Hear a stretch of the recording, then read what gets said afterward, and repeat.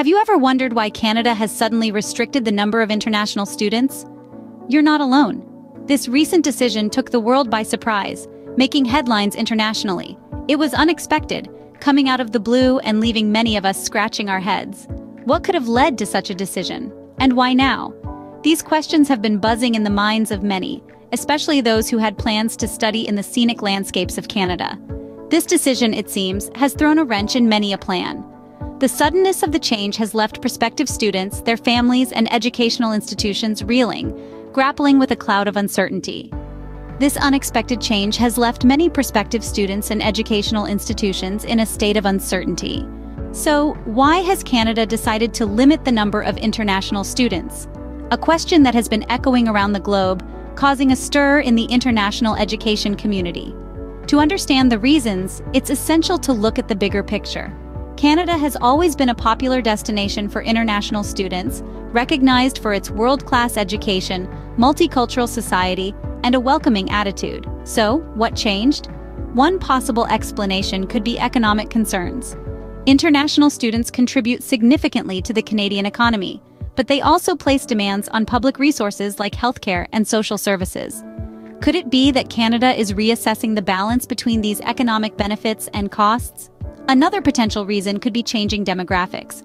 The Canadian population is aging, and this has profound implications for all aspects of society, including education. Perhaps the government is looking to prioritize resources for domestic students to ensure they have access to the best possible education. Political motivations could also be at play. It's no secret that politics can greatly influence policy decisions.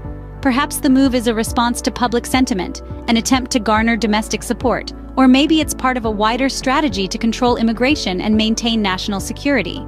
Additionally, the global pandemic has also affected international student mobility, with countries around the world reassessing their policies. Could this decision be part of a broader shift in the international education landscape?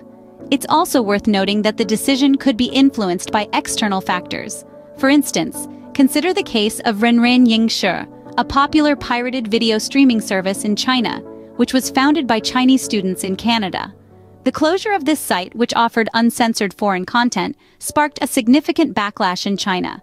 Could incidents like these be influencing Canada's stance on international students? While the official reasons remain unclear, the sudden shift has sparked widespread speculation and debate. It's a complex issue with multiple layers and potential implications.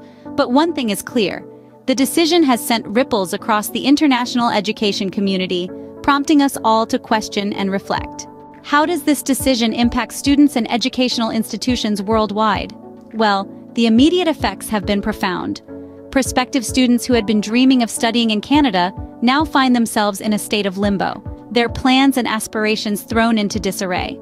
For some, the dreams of a Canadian education now seem like a distant mirage, unattainable and out of reach. Current students, on the other hand, are grappling with a cloud of uncertainty. Many had chosen Canada for its openness and welcoming attitude towards international students. Now, they're questioning their future in a country that seems to be closing its doors. Educational institutions are also feeling the pinch.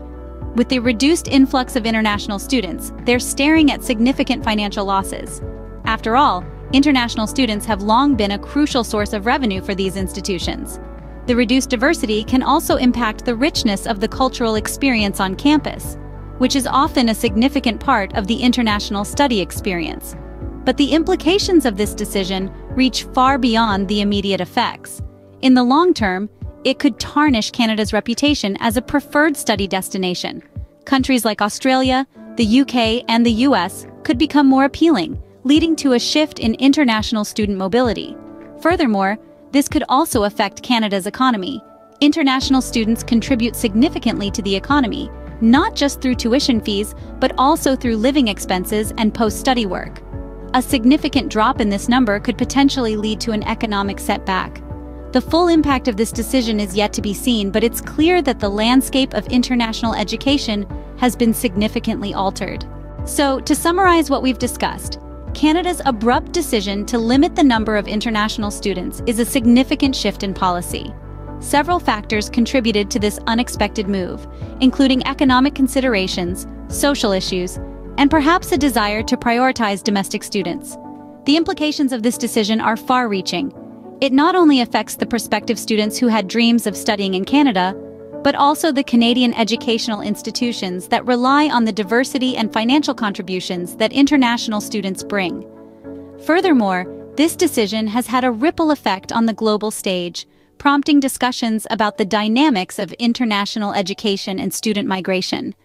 While the future of international study in Canada remains uncertain, it's clear that this decision has sent ripples through the global education community.